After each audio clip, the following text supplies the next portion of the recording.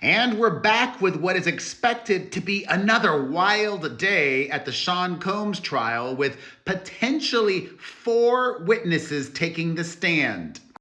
Hello, my fam. It is Perez, the queen of all media, the original influencer, and your #1 source for everything Diddy drama. Up first on the stand today is an LAPD officer, Christopher Ignacio, set to testify in the federal trial against the disgraced music mogul, where he is facing trafficking, racketeering, and prostitution charges. Officer Ignacio responded to the break-in at Kid Cudi's home back in 2011 and testified that he saw an Escalade speed away as he pulled up to the house. The police officer says that he noted the license plate number and ran it. It was a car registered to Diddy's company.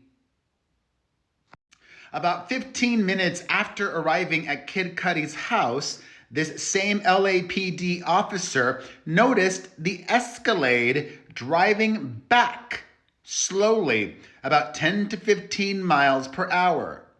Officer Ignacio testified that he didn't pull over the Escalade because at that time there was no crime.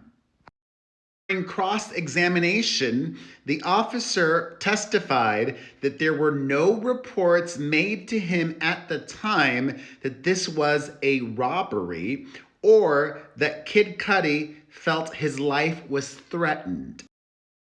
Both of those would be very important factors in the racketeering charges against him. And we're done with the LAPD officer and moving on to LA Fire Department investigator Lance Jimenez. A few weeks after the break-in at Kid Cudi's house, there was the arson attack on his car. Investigator Jimenez was dispatched to Cudi's home and found a Molotov cocktail in the vehicle on January 9th, 2012. That's a homemade bomb, basically. The investigator found a bottle, and there had been gasoline in there.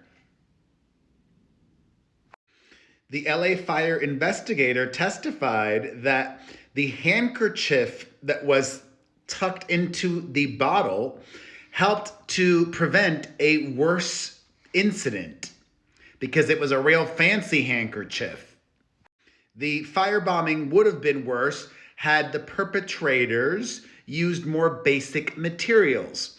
Jimenez determined that the homemade firebomb caused the fire. Typically, with such weapons, a bottle full of flammable liquid is stuffed with a cloth and set aflame. But Jimenez testified the designer-type handkerchief in this case was made of a silky-type material that fell out of its 40-ounce Old English malt liquor bottle.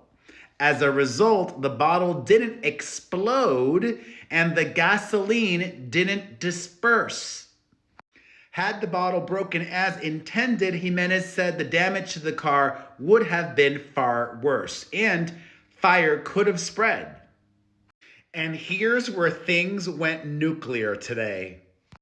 The prosecutor asked the LA Fire Department arson investigator if any of the items were tested for DNA. Jimenez confirmed that the bottle, cloth, and lighter were tested for DNA. He said there was a partial DNA hit on the bottle. He said he was also aware the DNA partial profile matched a female contributor. Jimenez requested fingerprints be taken from the bottle and lighter.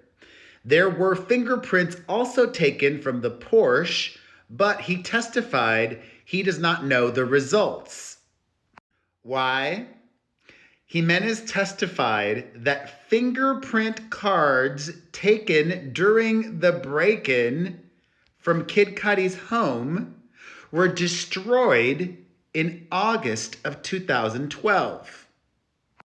Jimenez said there had been fingerprints taken during the break-in, but he did not receive the results. He claimed that 2 print cards were destroyed in August of 2012, he told the jury that he did not authorize the destruction, but someone from the LAPD did. The defense objected to this line of questioning, and there was a sidebar. Judge Subramanian did not believe there was any prejudice in this line of questioning by the prosecution. Diddy's defense lawyer Mark Agnifilo, however, claimed the government suggesting that someone in the courtroom was involved in destroying evidence was outrageous. The prosecution said the defense intended to attack the integrity of the investigation. The fingerprint cards being destroyed was absolutely relevant, according to the government. The prosecution claimed there is no way to compare the fingerprints from the break-in to the arson, since the break-in fingerprints were destroyed.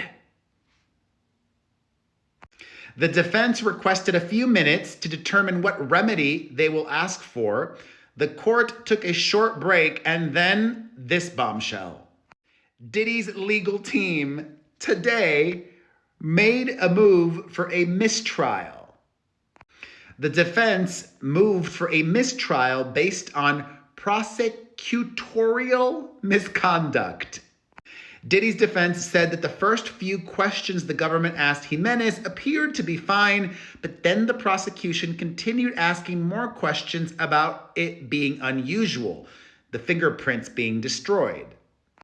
The judge pointed out there was no objection at the time. The defense argued it became clear what the government was doing and claimed the jury was left with the impression.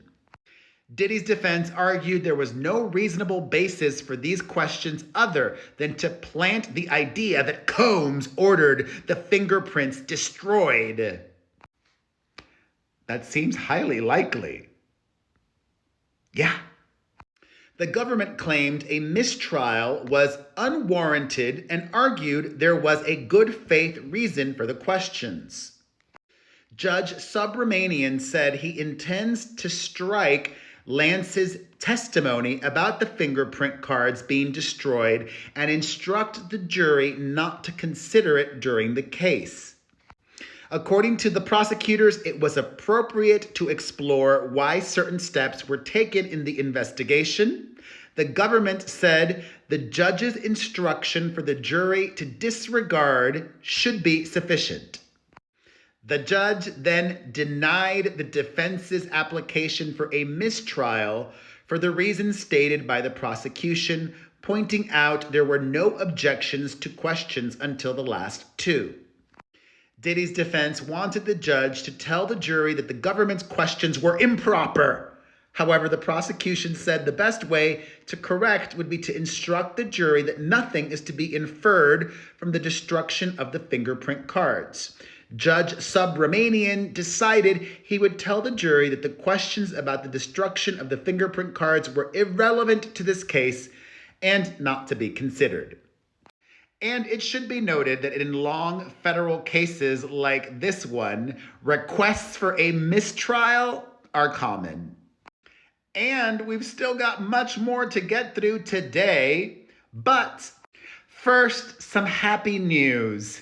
We need that. I told you all yesterday that Diddy's longtime ex-girlfriend, Cassie, was taken to the hospital in labor. She has just given birth. Her 3rd child with her husband, hottie Alex Fine, and their first boy. Oh. I'm so happy she got her happy ending. And this is not the ending for today. Let's discuss everything that we've learned in the comments section, and stay tuned for another video for the rest of today's witness testimony. I'll see you in a bit, but until then, I'll see you in the comments section.